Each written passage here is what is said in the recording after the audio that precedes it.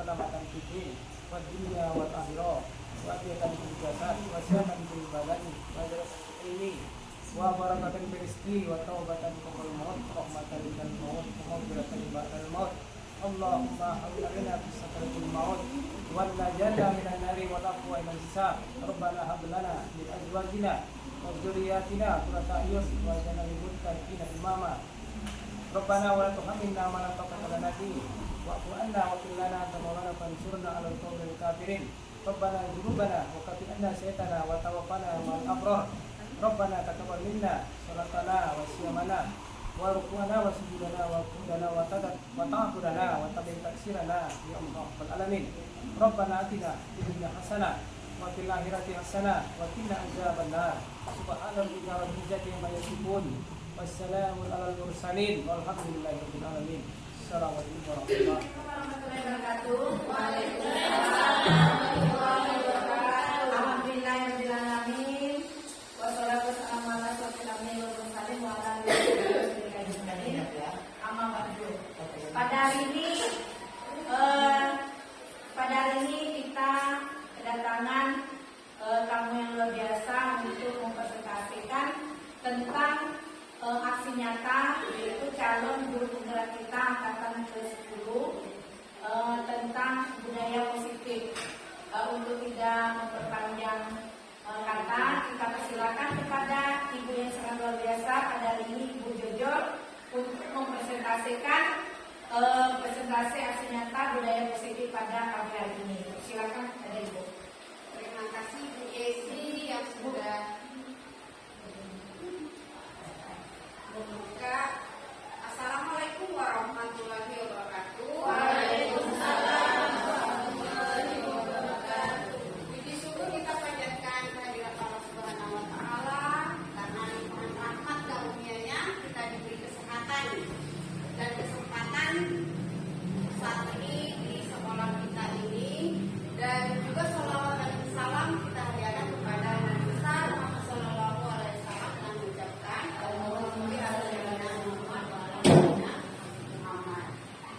saya mengucapkan banyak terima kasih kepada Bapak Ibu guru yang sudah berkenan mengikuti kegiatan yang saya presentasikan hari ini, yaitu mengenai budaya positif, yaitu modul 1-4. Budaya positif ini nanti akan kita implementasikan ke murid-murid kita. Mudah-mudahan nanti budaya positif yang saya paparkan ini bisa kita manfaatkan di kegiatan sehari-harinya. Dan selanjutnya saya akan memaparkan apa itu yang dimaksud dengan budaya positif.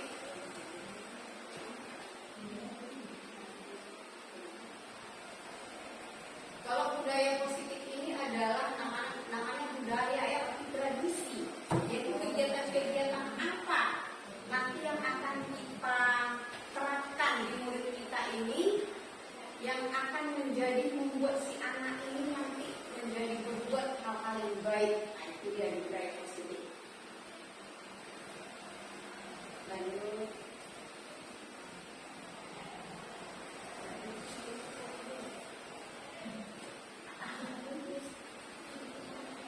Konsep utama budaya positif yaitu perubahan paradigma belajar, kemudian disiplin positif, kebutuhan dasar manusia, motivasi perilaku manusia, posisi kontrol restitusi, keyakinan kelas, segitiga restitusi.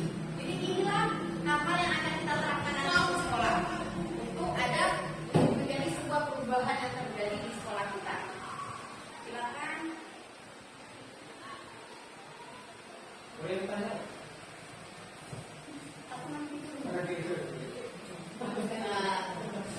Ya Pak ya, kita apa dulu? Pembelajaran dengan paradigma baru. Paradigma baru artinya adalah hal-hal yang baru yang akan kita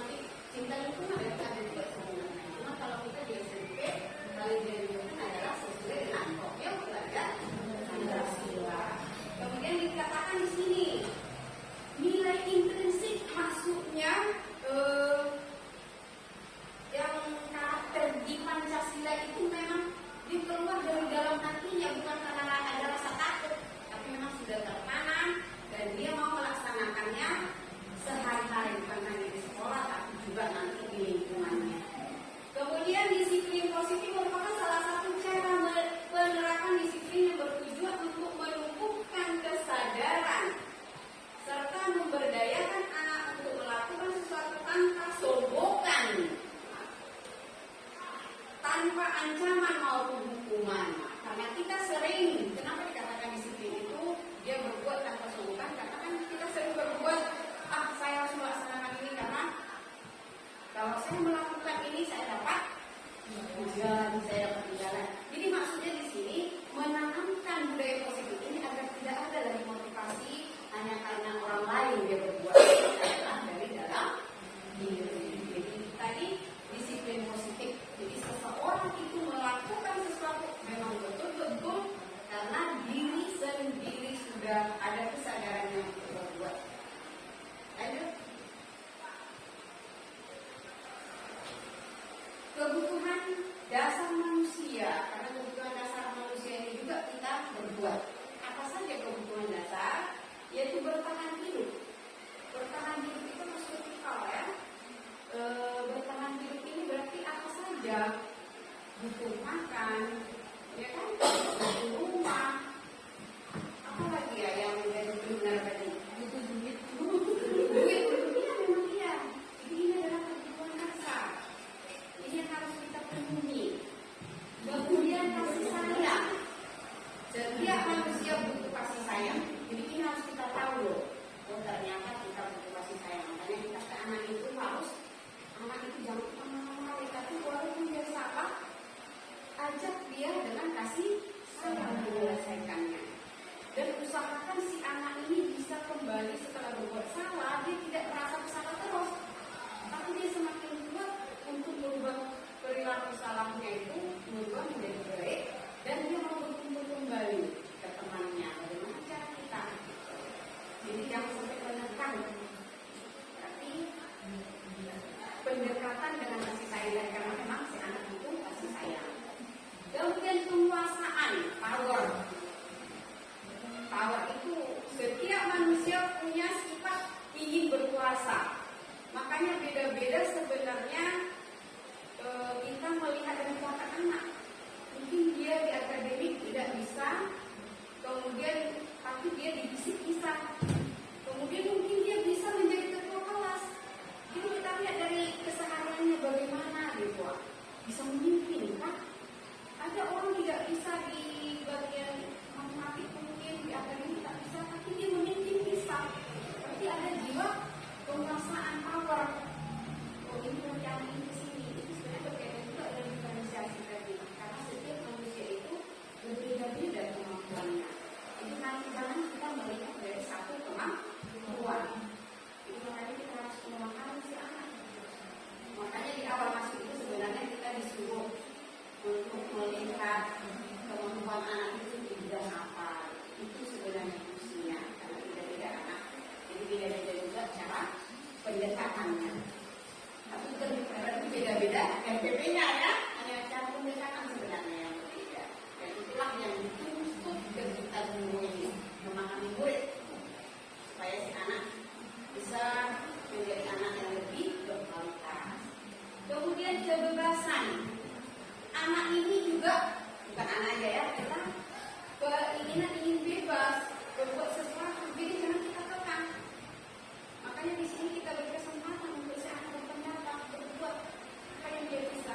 Ini anak bisa mengambil gitu ya. Inilah kebebasan bagi si anak yang kita. Jangan kehendak kita aja itu maksudnya. Jadi dia butuh juga berbuat, tapi tetap kita arahkan ke hal yang positif. Kita kan tahu mana yang positif, mana yang ini sebenarnya untuk pertumbuhan anak didik tadi. Kalau dia punya kebebasan, kita beri kesempatan dengan cara kita lah, gitu ya, dengan arahan dari kita, di situ dia akan lebih mudah berkarya. Jadi dia tidak merasa tertekan. Kan ada anak berkarya, tapi orang lain. Jadi ada kesempatan untuk berkarya. Kemudian kesenangan, nah ini semua manusia pasti kepingin ada rasa kesenangan, fun. Jadi juga si anak ini sebenarnya tujuan utamanya adalah si anak kita ya saat dia sudah berada di sekolah ada hampir kemiripan kasih sayang dengan kesenangan. Apa kesenangan si anak? Itu harus kita perhatikan juga. Memang di sini betul-betul dituntut kita guru ini memang berpusat ke siswa pengajarannya, tidak menekan memberi kebebasan bertumbuh bebas. Itu tadi 5 kebutuhan dasar manusia. Oke, lanjut. Kemudian motivasi perilaku manusia. Motivasi perilaku ini maksudnya begini, seseorang itu berbuat karena apa? Ada 5, ada 3 ya. Yang pertama, menghindari ketidaknyamanan dan hukuman. Iya betul. Mungkin kita juga seperti itu. Saya harus cepat nih, nanti takut kena marah. Nah, kalau boleh, jangan motivasi ini. Jadi tugas kita bagaimana supaya si anak jangan karena rasa takut dia datang ke sekolah, dia mau masuk ke kelas kita, dia mau belajar. Kemudian mendapatkan imbalan atau penghargaan dari orang lain. Mungkin di diri kita juga nih, saya kerja tadi bilang jangan didapat ujian, jangan didapat permen, jangan didapat hadiah buku atau apa. Tapi saya rasa itulah sifat manusia. Tidak boleh juga kita salahkan, ya kan? Tapi memang kadang kita memberi motivasi, tapi mana yang terbaik gitu aja. Dan yang ketiga, menghargai nilai-nilai kebajikan. Nah, ini yang ketiga kita lihat Bapak Ibu, menghargai nilai-nilai kebajikan diri sendiri.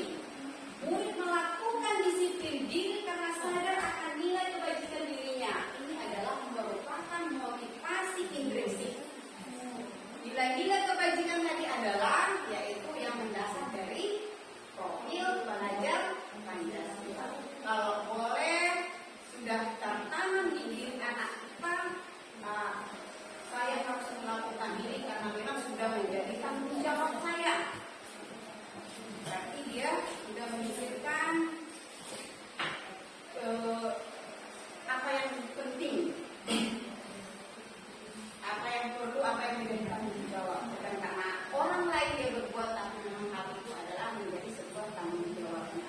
Itulah menghargai nilai-nilai kebajikan diri sendiri. Jadi kita pilih mana kira-kira.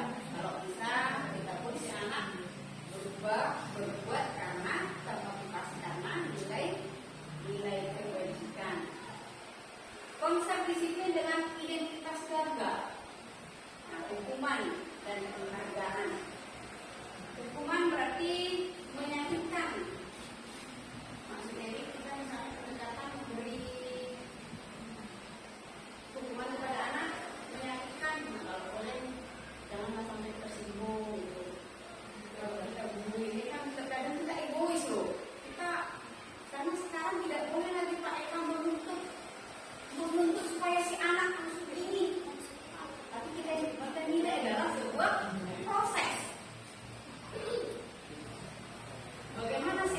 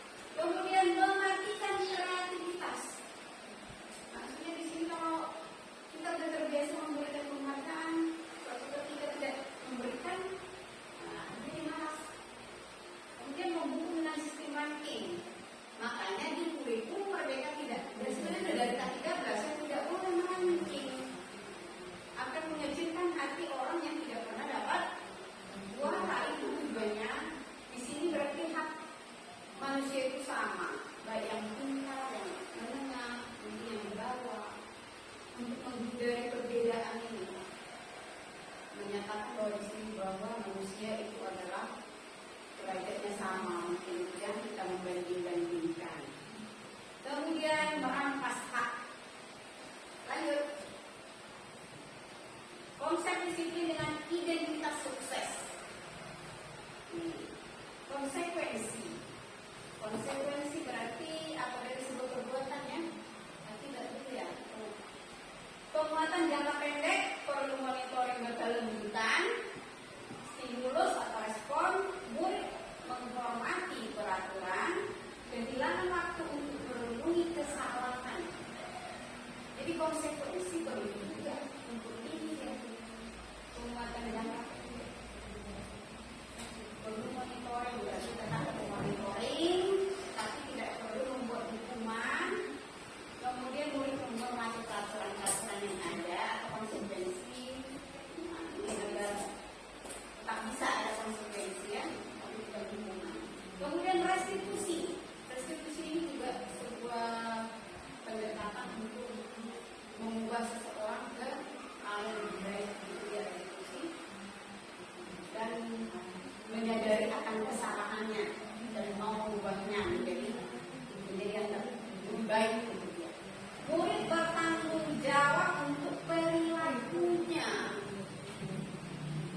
dan gurunya juga bertanggung jawab akan perilakunya adik. Kalau kita mainnya terus di depan murid, Murid kayak gitu ya. murid kan jangan marah, karena guru saya mungkin di depan saya katanya. Berarti harus kita perbaiki diri kita dulu, baru murid kita diri kita dulu. Ya sering palaskan. Si artinya udah jauh. Kemudian fokus pada pemecahan masalah jangka panjang. Murid menghormati dirinya, diri orang lain, berarti memakai dirinya, memakai diri orang lain. Nah ini mungkin yang sering kita lupakan. Egois kita, ini yang kita marah-marah. Nah, padahal orang lain, kita kan pernah juga berbuat salah. Ini orang lain seperti itu. Bagaimana caranya? Jadi tidak perlu lebih marah-marah. Jangan egois lagi. Ya Bapak Ibu, mari kita menyelesaikan sebuah masalah dengan baik. Ya kan Pak? Tak perlu lagi marah-marah lah. Memang itulah yang ingin saya ubah juga di diri saya. Tapi saya duluan kan, baru bisa saya ngomong. Tidak ada dan membiarkan yang salah tidak boleh. Tetap apa yang ada di situ, ada konsekuensi dari sebuah perbuatan. Itulah nanti ada namanya keyakinan kelas atau kesepakatan bersama. Dia harus kita buat, ini juga menjadi tugas saya, keyakinan kelas apa? Misalnya dia melanggar aturan di keyakinan kelas apa? Misalnya salah orang sepatu, keyakinan kelasnya apa? Bila salah memakai sepatu berarti harus dibuka, hukumannya menyapu kelas yang besar. Karena sudah menjadi sebuah kesepakatan, berarti konsekuensi itu dia. Karena memang yang bersama, kerjakan bersama. Nanti kita gitu juga, guru-guru kita buat kesepakatan bersama, keyakinan sekolah kita antar guru. Kemudian teori kontrol, dirinya memegang kontrol. Berarti kita kontrol diri kita, jangan lagi emosi-emosi. Tapi memang betul loh, kalau kita malam-malam bisa sampai malamnya juga berpikiran, tak nyaman di dalam hati. Itu makanya memang banyak benarnya belajar di guru penggerak ini. Banyak hal yang baik yang kita dapat.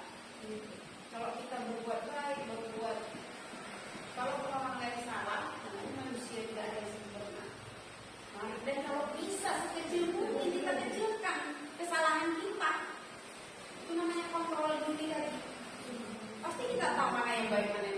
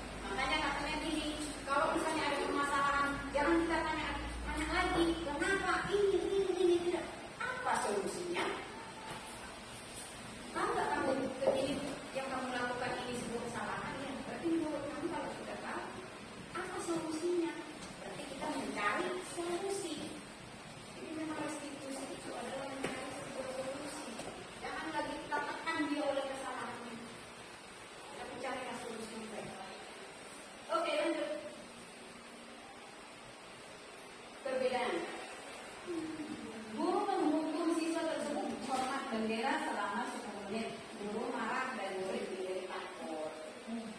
Guru memberikan konsekuensi untuk mengerjakan PR-nya saat istirahat atau dikerjakan satu banyak 3 kali lipat. Guru menanyakan keyakinan kelas dan membantu murid menyelesaikan masalah. Jadi mana yang kita ambil di sini? Takut. Kalau boleh anak jangan sampai takut. Jadi tentang dalam batin. Oke, lanjut. 5 posisi kontrol restitusi.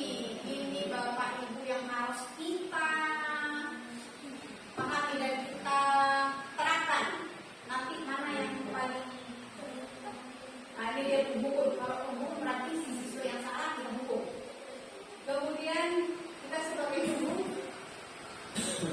sebagai teman, ini 5 kontrol ya, mengontrol siswa maksudnya. Bagaimana cara kita mengontrol siswa? Ada 5 cara. Apakah kita menghukum? Misalnya siswa berbuat salah, push up, mana-mana itu menghukum. Kemudian membuat merasa bersalah. Kerjakanlah PR ini nak, dengarkan ibu nak, nanti ibu disalahkan kepala sekolah. Itu saya rasa kurang baik. Nah, kemudian sebagai teman, itu sudah teman baik juga. Nah, kita ajak dia menjadi teman yang kita perlu sama orang lain. Kemudian pemantau, bisa ucapkan soal ini salah sini nak. Kenapa terlambat? Karena saya biasanya anak-anak selalu ada alasan terlambat bangun. Jadi memakai sepatu warna ini. Kita kasih konsekuensi apa? Dia berbuat salah tadi. Nah, nanti juga ada sepatunya ya, tapi sesuai keyakinan kelas yang sudah kita buat. Yang salah berbuat apa keyakinannya? Ini sudah dibuat keyakinan kelas. Jadi membuat konsekuensi sesuai dengan keyakinan yang sudah kita buat. Karena keyakinan itu mereka juga yang membuat, jadi mereka tidak lagi keberatan. Dia kalau pemantau kita pantau saat dia juga melakukan sanksi tadi itu konsekuensi tetap kita pantau. Itu dia pemantau. Kemudian manajer. Kalau seorang guru di sini kontrol manajer adalah misalnya si siswa salah, kita tanya kenapa? Misal kenapa tidak mengerjakan saya kejujuran menurut kamu salah enggak? Iya. Kita tanya dia. Kalau sudah tahu salahnya, berarti apa yang harus kamu perbuat? Apa keyakinan kelas? Saya akan mengerjakannya bukan pas istirahat. Bisa mengerjakannya sesuai dengan solusi yang dia punya. Tidak kita paksa, dia memang sudah kesadaran diri dia sendiri untuk membuat solusi. Jadi tetap apabila ada anak berbuat salah, kamu tetap Bapak Ibu cari solusinya, jangan dibiarkan. Itu salah restitusi. Jangan membiarkan kesalahan anak, tapi tetap harus dicari solusinya. Itu tadi 5 posisi kontrol restitusi. Jadi kalau di manajer tadi sudah ada di situ masuk pemantau dengan teman. Karena dia kita ajak, kemudian kita pantau. Di manajer sudah ada menjadi kontrol pemantau dan teman. Oke, lanjut. Nah, ini keyakinan kelas. Bagaimana kalau kita mau sebuah aturan buatlah keyakinan kelas. Kalau keyakinan kelas ini sebenarnya bentuk tim. Dalam kelas itu tanya si anak, apa kira-kira yang kita butuhkan di kelas? Apa sanksinya atau konsekuensi namanya? Kalau yang terlambat masuk, yang bolos, jadi bersama-sama bentuk. Karena mereka yang buat sendiri melakukan tanda tangan bersama, mereka pun bersedia untuk konsekuensi yang sudah dibuat masing-masing. Jadi nanti memang harus membuat keyakinan kelas Bapak Ibu sesuai dengan guru mata pelajaran sendiri bisa, atau perwali kelas pun bisa. Apa yang menjadi keyakinan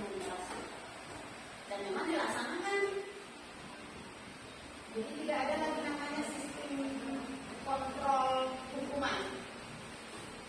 Tapi yang ada di sana adalah manajer. Nah, kontrol manajer dari oke lanjut nih. Kegiatan membuat keyakinan kelas, berdiskusi tentang peraturan. Ya, jadi harus berdiskusi, tidak gurunya yang buat, tapi kelasnya. Kemudian setelah selesai barulah merumuskan peraturan menjadi keyakinan, menempelkan keyakinan kelas, satu lagi tanda tangan sama-sama. Oke lanjut. Lebih abstrak dari bagaimana pembentukan keyakinan kelas, lebih abstrak dari peraturan, berupa pernyataan universal dibuat dalam bentuk positif. Sedikit saja agak mudah. Nah, jangan bertele-tele. Kalau banyak-banyak jadi tak terlaksana. Sesuai dengan kondisi kelas dan sekolah agar mudah diterapkan, semua warga kelas sekolah dilibatkan saat membuat. Jadi tidak sepihak. Oke lanjut. Segitiga restitusi. Restitusi tadi adalah penyelesaian masalah ya. Ada 3 menstabilkan. Yang pertama menstabilkan identitas. Menstabilkan identitas apabila si anak salah kita stabilkan dulu. Kenapa berbuat itu? Oh setiap orang pernah berbuat salah. Tapi lebih baik kesalahan itu diperbaiki. Jangan mengulang kesalahannya. Kemudian validasi tindakan yang salah. Semua perilaku kita tanya kenapa berbuat seperti itu, pasti punya alasan. Mungkin dari kebutuhan dasar tadi. Kami tadi keluar dari kelas karena tidak makan dari rumah, maka kami keluar. Berarti apa solusinya? Disesuaikan dengan yang ketiga, menanyakan keyakinan kelas apa? Apa keyakinan kelasnya apabila tidak masuk pelajaran? Berarti mengerjakan. Ada dikontrol lagi. Masuk juga dia 5 posisi kontrol, mengerjakan tugas saat istirahat nanti. Kita tekan hal, kita anggap kita mana kata yang mengubah dia. Oh lanjut. Dalam penerapan program disiplin positif, hendaknya guru memiliki standar kepribadian profesional dan sosial yang baik, di mana guru mampu merefleksi pada posisi kontrolnya. Jadi posisi kontrol ini sangat penting saat ini. Bagaimana perjalanan dirinya menjadi seorang among, posisi manajer yang menuntun murid-murid menjadi insan yang mandiri, merdeka dan bertanggung jawab. Itu tadi materi.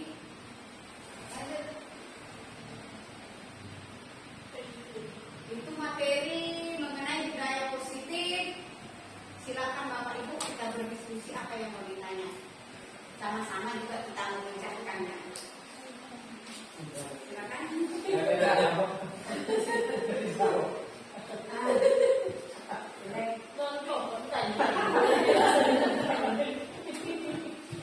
Bertanya ya, silakan.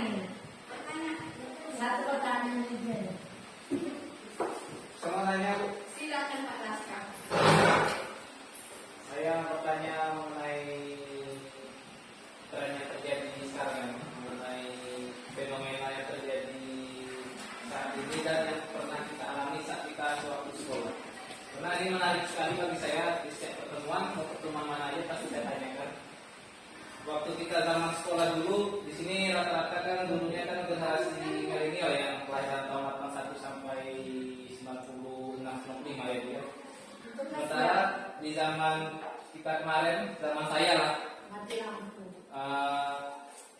hukuman tuh efektif kok untuk kita kan seperti itu kan. Justru kita ini, saya ini bisa jadi guru, bisa jadi orang, bisa berdiri di kelas karena hukuman. Berapa banyak cubitan yang saya terima waktu saya sekolah seperti itu. Bahkan bukan cubitan saja, tamparan itu pernah saya terima waktu sekolah. Dan itu tidak merusak mental saya. Justru saya menjadi ketahanan malangan saya menjadi kuat. Sementara di sekarang ini malah kita tidak boleh melakukan hukuman seperti itu. kadang ini jadi pemikiran saya, terus saya tanyakan fenomena seperti kayaknya ketahanan malangan siswa kita sekarang ini menurun. Tidak ada ketahanan malangannya, sehingga ketika turun di lapangan ada sedikit tekanan dari atasan, misalnya mereka sudah kerja, mereka jadi down, jadi nggak ada apa-apa yang kata termasuk sehat saya gitu kan, tidak boleh dihukum, tidak dimarah. Itu jadi konsen saya sebenarnya. Sebenarnya sih hukuman itu yang tidak boleh, tapi apakah benar tidak boleh dihukum sama sekali? Itu kan menurut pandangan saya. Makanya saya berpikir hukuman itu perlu dilakukan, tapi kadarnya saja kita sesuaikan. Karena kembali lagi mental anak sekarang ini sedikit-sedikit kita tahu mental haknya terganggu, perlu healing, broken heart, hatinya hancur karena ini karena itu, seperti itu kan. Jadi saya pikir menurut ibu menurut ibu bagaimana pandangan tersebut antara apakah benar-benar tidak boleh ada hukuman atau hukuman itu boleh dilakukan dengan kadar yang tertentu tersebut. Ini menjadi pertanyaan saya di setiap pertemuan, karena saya termasuk orang yang menentang hukuman itu boleh. Artinya saya lahir dengan hukuman di sekolah. Saya bilang tadi berapa kali saya dicuci SD, SMA berapa kali saya kena tempeleng, tapi alhamdulillah saya bisa berdiri di sini. Kuat mental saya seperti itu. Bagaimana itu? Terima kasih Pak Laska, bagus sekali pertanyaannya. Dan sebelum saya menjawab, saya lempar dulu ke Bapak Ibu yang lain. Bagaimana Bapak Ibu, ada yang mau menjawab? Ini Pak Laska, Pak, silakan. Kalau zaman dulu, kan kalau beberapa bulan Sudah masih ada kok. ada ya? Saya nggak bulan tidak boleh kekerasan. Tidak boleh kekerasan. Jadi kalau mau menasihatkan itu dengan cara yang baik, bukan dikali-kali dan seterusnya. Iya Pak, cuman kan tren sekarang ini Pak kita rasakan lah kan. Saya sih kan yang Kita perlindungan anak. iya itu akhirnya kan ketahanan malangan siswa itu menurun. Dampaknya Pak ketika sedang bekerja itu efeknya Pak. Tekanan perusahaan sedemikian dahsyat, sementara anak kena tekanan atasan sedikit jadi chaos ya Pak, jadi lemah gitu. Karena dulu tidak ada itu undang-undang perlindungan. Apa balance working tidak ada yang namanya istilah sekarang itu balance working apa gitu, jadi mereka jadi chaos gitu. Setelah sekolah memang kita nggak Setelah sudah bukan pas zaman dia anak-anak itu sudah dia. menjadi dewasa Kalau kita ikut orang tua yang ngatur, kenapa olahraga? Pemicunya Pak. Saya berpikir itu aja, dampaknya ke depan itu. Ketika di sekolah bisa saya ketika masuk ke dunia kerja, dunia industri ada. Oke, kalau jawaban dari saya, memang benar sekali yang menjadi pertanyaan dari Pak Laska tadi dan benar juga dari Pak Eka. Itu sekarang mendidik itu adalah sesuai kodrat dan sesuai zamannya. Zaman sekarang ini ada juga benarnya tadi dari Pak Eka. Ada undang-undangnya bahwa kita tidak boleh, apalagi mukul itu sih hukuman tadi kan memberi hukuman. Kemudian gini loh, kalau memang kita rasakan juga sekarang, kita menghukum anak itu kalau dengan kekerasan mereka akan menjadi malah lebih dendam, sakit hati. Karena sesuai zamannya sekarang butuh penuntutan, pendekatan. Kalau kita ke anak mendekatkan diri menyelesaikan sebuah masalah dengan hal-hal yang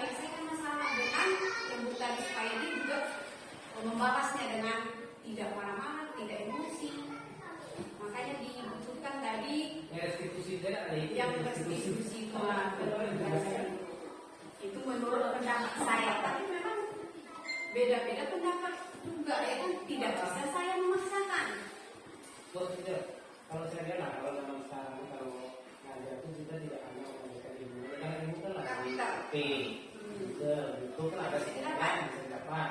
Kita nampaknya fokus ke akhlak anak. Ya betul sekali. Ada. Yang ada dalam ini daripada ilmu. Ya, kalau zaman dulu kita harus baca buku, ada ilmu. Ada. Kalau kita Jadi, ada YouTube ada. ada. Banyak ilmu, setan lebih tinggi pada manusia. Ya, ada penelitian karakter ini yang sulit kita dapatkan itu yang kita tanamkan. Ada lebih tinggi. Dia tahu tuh bu, ada lebih tinggi daripada ilmu. Kalau zaman dulu kan tak baca dan tidak tahu.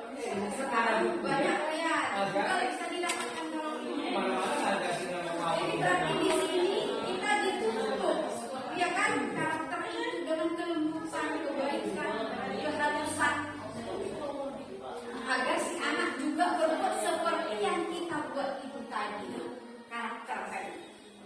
Jadi karakter itu dibentuknya di sekolah atau di rumah sebenarnya awal mula karakter itu?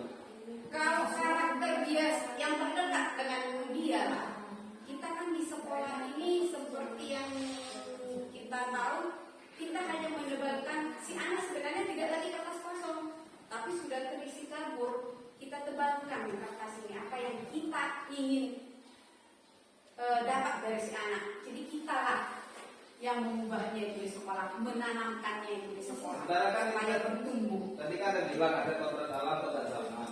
Kodrat alam itu sudah pasti dari rumah mereka ketika mereka di kandungan sekalipun sudah berada di alamnya kan gitu kan. Berarti kan di sekolah ini kan mungkin orang ketiga lebih tepatnya gitu kan. Iya kan kodrat alam itu kan lingkungan tempat anak itu tinggal, anak itu bermain, kodrat alamnya seperti itu kan. Makanya saya bilang tadi, kenapa saya bilang saya sedikit kurang setuju apabila tidak boleh hukuman, karena kita baca saja sekarang media yang banyak menunjukkan diri kerja itu anak-anak yang umurnya baru tamat kuliah karena apa? Dibilangnya ini tidak balancing kesehatannya kerja di sini, jadi harus mundurnya gitu. Akhirnya mental health-nya bilang kena gitu kan. Karena saya prihatin bu, memang anak sekarang baru kerja 3 bulan berarti kenapa aku tak tahan dengan tekanan atasan? Ya aku bawakan ya wajar ditekan seperti itu sebenarnya. Seperti itu.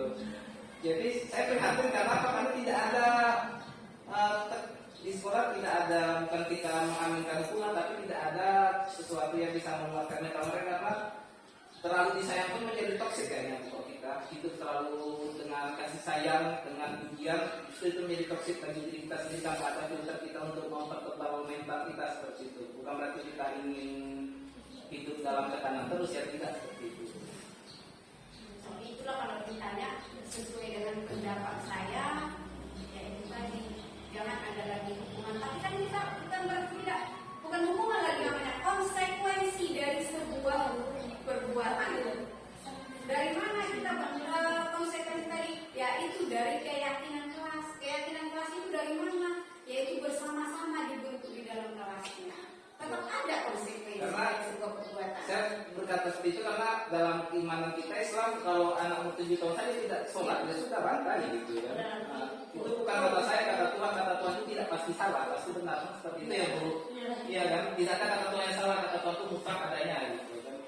Makanya saya pribadi agak aneh apabila tidak boleh sama sekali hukuman seperti itu. Konsekuensi yang Bisa jadi Iya. itu Ya kan, Mas? hal seperti ini selalu saya sampaikan ke forum karena saya merasa bukan harus hukum. Mudah-mudahan adalah kita sebenarnya keyakinan. Tapi kalau boleh, jangan lagi kita menghukum dalam, ya kan? Tapi konsekuensi tetap ada, konsekuensi dari sebuah perbuatan. Hukumnya tidak perlu Oh, berarti fisik. sama aja. Hukuman itu berubah menjadi konsekuensi. Hukumnya tidak berbentuk pukulan fisik kan. Apa bedanya kalau dia hukuman seperti itu marah-marah, udah itu menyakiti, itu dia kekerasan, push up, itu dia. Kalau kan konsekuensi tadi sesuaikan dengan hukuman dia, gitu. Sesuaikan dengan kesalahan dia untuk mencari solusinya. Kita kan kadang bertele-tele, dia berhukuman, tidak mencari solusi lagi. Ini tadi kan intinya mencari solusi. Tidak lagi menanyakan kenapa kamu begini, cari solusi. Dan memang setiap masalah harus tetap diselesaikan, jangan dibiarkan.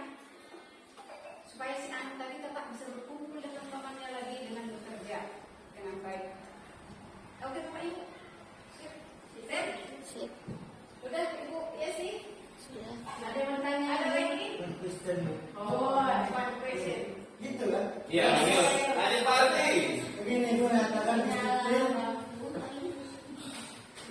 disiplin positif. Ya, disiplin Disiplin positif itu menyatakan bahwasanya motivasi itu tumbuh secara individu sendiri. Tapi dalam psikolog menyatakan motivasi itu tumbuh disebabkan adanya keuntungan diri sendiri atau menghindari kerugian diri sendiri. Jadi bagaimana disiplin yang positif maksudnya? disiplin ini adalah sebenarnya sebuah kontrol ya. Dari motivasi diri ada katanya karena ingin menguntungkan diri sendiri. Motivasi itu ketika Dia ingin mendapatkan keuntungan. ada dia memiliki motivasi disebabkan karena ada keuntungan di balik itu atau dia tidak pengen dirugikan dari hal yang dia lakukan. Nah itu tadi lah motivasi tadi. Yang pertama adalah karena ingin mendapat pujian, berarti itulah keuntungan kan. Kalau dia berbuat sesuatu hanya karena keuntungan, berarti itu bukan intrinsik namanya. Dan berarti belum tertanam di dalam hatinya bahwa dia berbuat sesuatu itu adalah hanya karena ingin mendapatkan sesuatu. Kalau boleh jangan. Tapi kalau boleh kita berbuat itu adalah ini adalah tanggung jawab saya. Saya memang ke sekolah itu tepat waktu. Karena nanti kalau saya tidak datang berapa orang yang saya rugikan. Bukan nanti saya ke sekolah lah karena di sekolah nanti ada dapat ini biar dipuji orang lain. Jangan lagi karena seperti itu. Ya, oke. Tapi karena memang nilai kebajikan yang kita miliki dari dalam diri kita, itulah nilai intrinsik. Tapi dulu saya sekolah dulu terus datang tepat waktunya. Saya cuma satu kan mau gak datang habis nih nak jam 8 aja kayak gitu kan. Jadi karena terpaksa hukuman lama-lama kita jadi disiplin. Itu makanya ada motivasi tumbuh karena ada yang tidak mau dirugikan kan. Kita mari kita kembali sini. Kenapa sekolah SMA 1 pagi-pagi kok telah datang? Padahal itu kena di lapangan. Jadi karena hukuman yang kita nilai itu berat, jadi kita terbiasa kan pagi lama-lama menjadi habitnya baik gitu ya Bu Desi. Kita kan sepakat kemarin kan seperti itu. Kalau kita sebut memang salah tidak juga sebenarnya. Iya kan? Kita sama Saya tidak mau menyalahkan hukuman itu karena apa? Guru saya maupun saya sudah saya disiplin seperti itu. Tetapi kalau boleh memang motivasi yang terlahir dari diri kita adalah bukan karena ingin pujian, bukan karena ingin mendapat sesuatu, tapi memang betul-betul menjadi nilai kebajikan sudah tertanam di dalam diri kita. Oke Bapak Ibu, terima kasih banyak Bapak Ibu sudah bersedia dari tadi menemani saya di sini. Mudah-mudahan apa yang saya sampaikan mengenai budaya positif bisa kita terapkan di sekolah kita, dan tujuannya semua ini adalah untuk anak didik kita yang dapat berubah menjadi anak-anak yang berkarakter yang diharapkan seperti profil pelajar Pancasila, dan kita juga jadi guru yang disiplin yang bisa menerapkan diri kita juga bisa kita ubah baru ke anak-anak kita, karena kita lah yang ditiru oleh anak-anak kita. Jadi demikian mengenai presentasi budaya positif. Saya sudahi dengan assalamualaikum warahmatullahi wabarakatuh. Waalaikumsalam warahmatullahi wabarakatuh. Terima kasih atas penyampaian presentasi budaya positif ke kami guru SMP 1 Kuala Cenakung, dan membawa barokah dan membawa manfaat bagi kita semua. Amin ya rabbal alamin. Terima kasih ya Bapak Ibu sudah bersedia menemani. Assalamualaikum warahmatullahi wabarakatuh. Waalaikumsalam. Memanggil Najwa karena laporan Bu Eni katanya Najwa semalam tidak mengikuti pelajaran bahasa Indonesia. Ada apa Najwa? Karena Najwa lapar dan pergi ke kantin tanpa izin Bu Eni, Bu. Ya, setiap orang pernah berbuat salah. Apa yang Najwa lakukan untuk menebus kesalahan ini? Meminta maaf sungguh-sungguh kepada Bu Eni dan tidak mengulangi perbuatan tersebut, Bu. Apa keyakinan kelas mengenai hal ini? Tindakan apa yang akan Najwa lakukan? Mengerjakan tugas-tugas dari Bu Eni di istirahat nanti.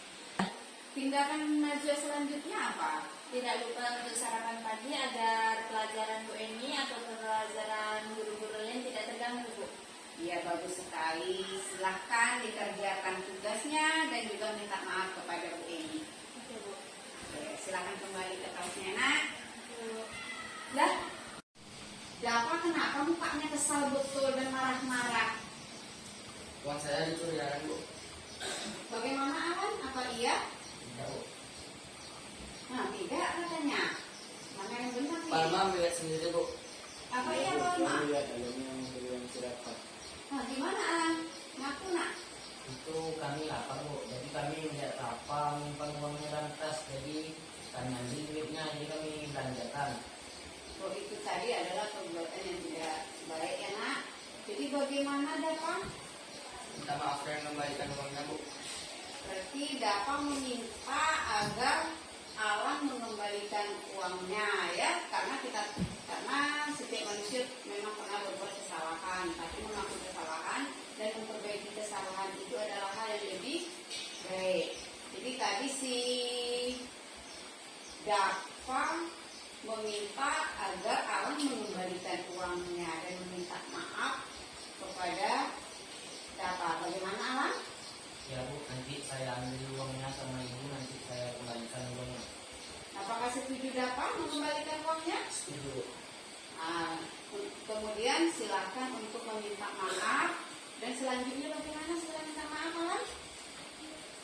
Saya akan minta maaf dan mengembalikan uangnya, saya berjanji tidak akan mengulangi lagi. Berterima Dafa? Nah, silakan meminta maaf dan berteman dan tidak mengulangi kembali perbuatannya ya Alan, Ya. kepada siapapun. Dan apabila nanti ada rasa lapar, jangan mengambil yang bukan haknya ya, karena itu tidak dibenarkan. Oke, semua sudah baik-baik saja? Tidak ada rasa dendam di hati? Silakan belajar kembali dan kembali ke kelasnya masing-masing ya nak. Ya, Bu. Oke, saya dapat jangan dendam. Ya, silakan. Assalamualaikum warahmatullahi wabarakatuh. Perkenalkan, nama saya Yesino Priyanti. Saya salah seorang guru dari SMP 1 Kuala Cenaku dan mengampu bidang studi bahasa Inggris. Di sini saya akan memberikan testimoni dari persentase dari Ibu Jojor, yaitu calon guru penggerak angkatan ke-10 yang pada hari itu Bu Jojor mempresentasikan tentang diseminasi budaya positif. Di sini untuk pelaksanaan atau untuk praktek dari diseminasi budaya positif yang dipresentasikan sama Bu Jojor itu alhamdulillah sebelumnya sudah terlaksana juga di sekolah kita. Dan pada hari itu Bu Jojor mempresentasikan itu apa yang sudah terjadi di sekolah kita, itu yang dipresentasikan. Salah satunya anak-anak di sekolah kami itu waktu masuk ke kita pertama sekali itu disambut dengan guru piket, dan anak-anak itu biasanya bersalam-salaman dengan guru piket. Dan untuk selanjutnya anak-anak juga waktu masuk ke lokal mereka juga dibiasakan dengan berdiri di depan kelas untuk bersiap untuk disiapkan oleh ketua kelasnya dan masuk dan membiasakan dengan berdoa dan menyanyikan lagu kebangsaan sebelum memulai. Dan waktu anak-anak juga keluar, mereka juga izin dengan guru yang bersangkutan untuk izin keluar kalau ada kepentingan. Dan di sini yang sangat menarik bagi saya sebagai guru senior di sini, anak-anak sampai detik sekarang mereka masih bersalaman dengan guru waktu di luar dari jam pelajaran, waktu jam istirahat, bahkan pun mereka bersalaman dengan guru yang mereka jumpai untuk membiasakan dengan budaya positifnya. Dan dalam segi budaya yang lain lagi, di sini kami juga membiasakan ke anak-anak yaitu memberikan penghargaan dalam arti kata kalau anak-anak dapat istilahnya tuh mereka ada prestasi, kami juga memberikan sejenis penghargaan, apakah itu berupa ucapan atau istilahnya diumumkan waktu pas di depan teman yang lainnya untuk penghargaan yang mereka dapatkan, karena itu juga mempunyai nilai plus untuk anak-anak. Dan budaya yang lain juga kita juga membiasakan untuk istilahnya sampah. Jadi di sini saya juga membiasakan ke anak-anak juga gimana caranya sampah yang ada itu bisa dimanfaatkan, juga berhubungan dengan mata pelajaran yang saya ampu itu berhubungan yaitu tentang ada namanya prosedur teks.